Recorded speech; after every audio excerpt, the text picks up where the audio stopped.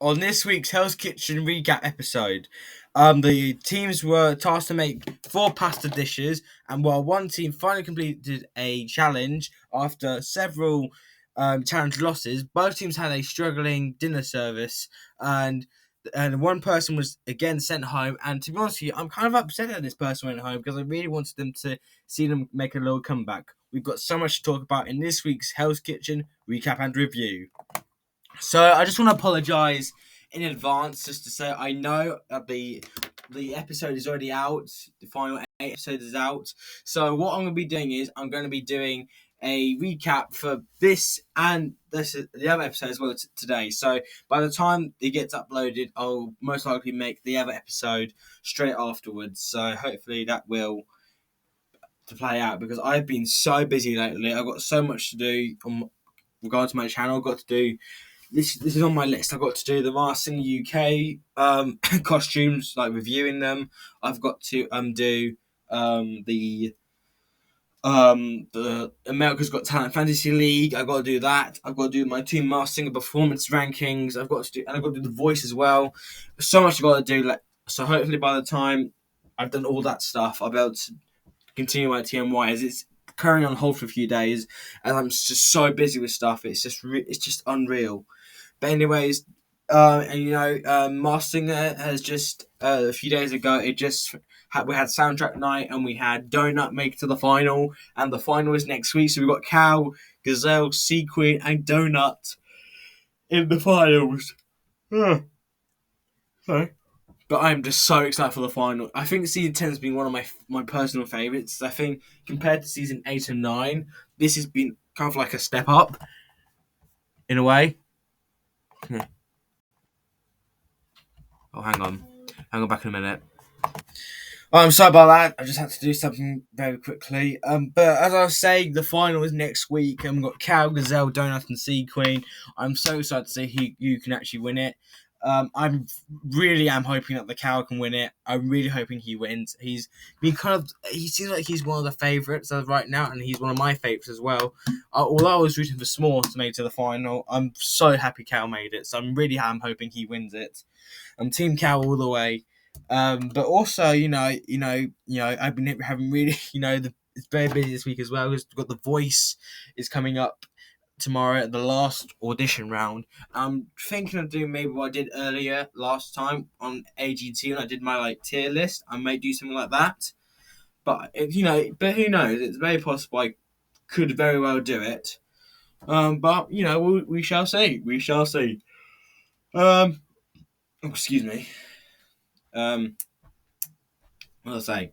Okay, yeah, okay. So, I'm thinking I might do something like that, but I might do it really quickly. But I think we're not going to get into it anymore. Let's just get straight into the reaction as we got to go through quite a lot today. So, starting off with the challenge, if it's gonna load, because sometimes the laptop can be a little bit laggy sometimes. I don't know why. Maybe if I do maybe. Oh, oh, okay. Oh, oh, there we go. Hang on. Okay, I was going to say I was going to try and restart it. Oh, there, nearly that. There's a couple of spoilers here. Next one, I think. There we go. Okay, there we go. Sorry about that. So, the challenge was for this episode was to the chefs were tasked to make 4 pasta dishes, and of course, for the team with the most points would win. So they made 4 pasta dishes, and Demir and Latoya worked together, which I think was a very good pairing. As you can tell, their friendship is amazing. As they were seen in the episode when Doya was threatening to quit, Demir actually pulled her aside, telling her not to. So yep. So let's just get through it. So Donya beated Jonathan on the Tagliatelle round as his pasta was noticeably inconsistent in thickness, which I'm not going to lie. I was kind of surprised Jonathan made a little fumble in the challenge because I thought for sure, because he's been like the most consistent chef in the competition. He's got a 5 out of 5. He's been really He's been really like consistent in his challenges. Along, him and Demir, I think, are still the two best chefs in the competition. Ryan managed to beat out, I believe, Carmen with the ravioli round, but Lee defeated Demir and Atoya on the pappardelle round, as the latter's red wine sauce did not complement with their dish as well.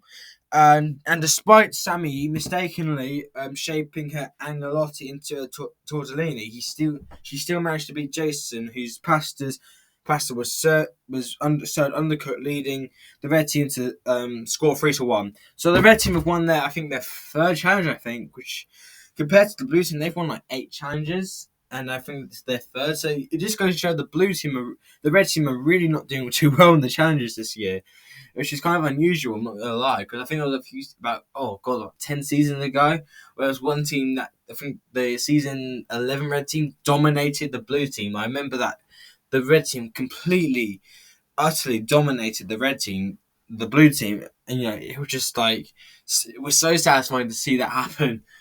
But let's not get into that, because this is that season like 11. That's like 10 years ago.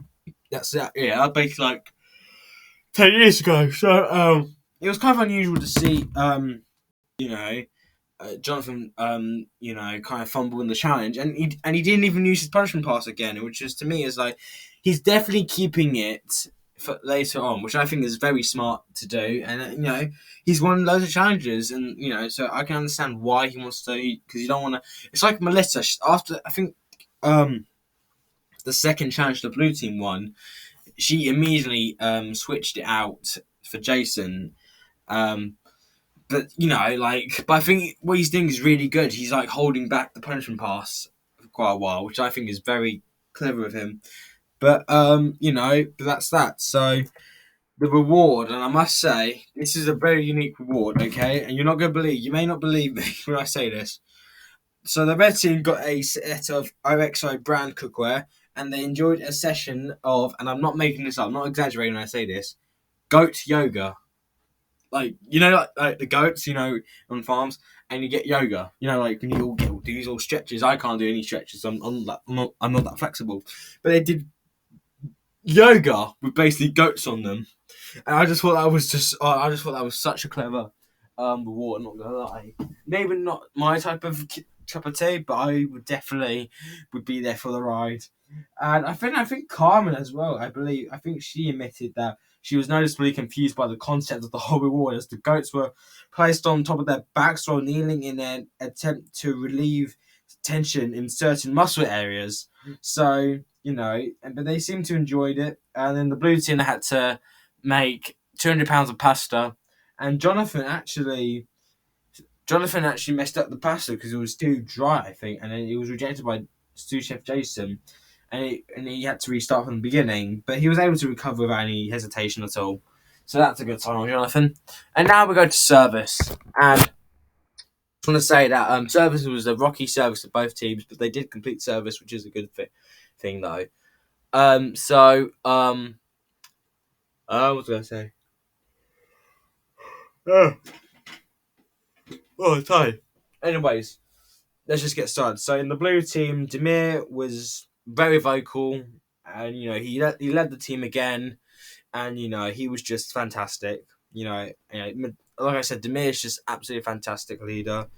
It's gonna be him and Jonathan in the final two. I'm still betting my money on that.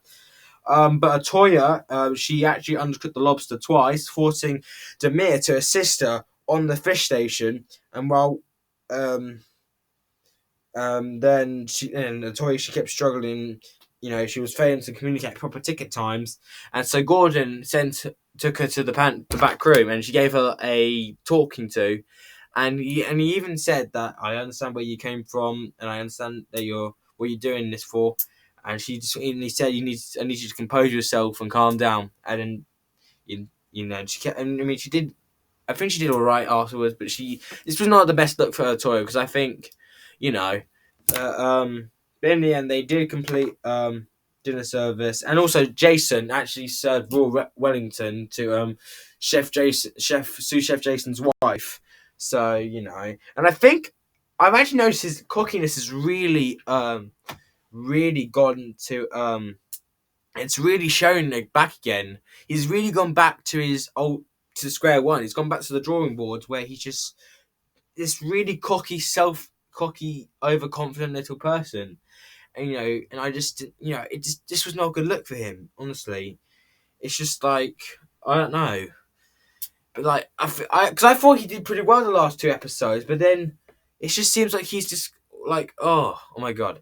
Anyways, I've said this before, but I can't compare him and Carmen because they both have similar attitudes. I mean, at least for my opinion, for my sake, I understand why people. And I don't like either of them. I really don't like Carmen. I don't like Jason. Simple as that. But anyways, in the red team, Donya's Donya was on the fish station, and while working on the ticket, scallops got stuck to the pan, forcing Lee's risotto to be sent back, and Donya and Carmen sent up raw lamb, and I get really really out of breath when I'm talking. So I don't know if it was my asthma, but I don't know. But anyways, Donya sent up a raw halibut, but Gordon went to the pantry with Donya and actually told her that um asking for help is not a sign of weakness. So he's basically telling her that it's okay to ask for help. If you need help, it's always good to ask. So I think that was really nice of him. And I must say, people do think Gordon's an absolute idiot in the kitchen. He just swears at people.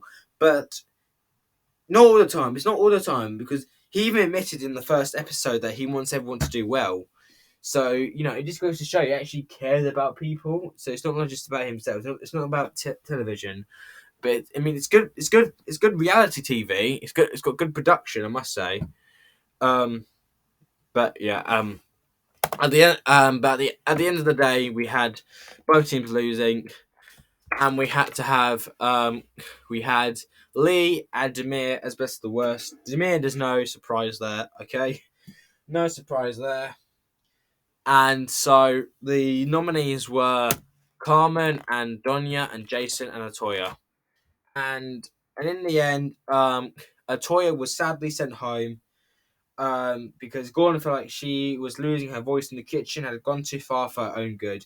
Now, I must say, I am gutted to see Atoya go because in reality, I really wanted her to do well. I really wanted her to maybe see what she could do, if she could actually redeem herself, because she had so much potential in the competition. And I just really, really wanted her to make an improvement. Like, I don't even think Jason should even make it this far. And I think, I just think Jason and Carmen, as I said before, both of them got similar egos. And I don't think they're shown really bad on the team. So I really just do not like them two. I just don't. Simple as that, in a way. But, hey ho. Atoya we went home and I do feel bad for her, but it is what it is. So that is it for today's, for now, this recap review of Hell's Kitchen.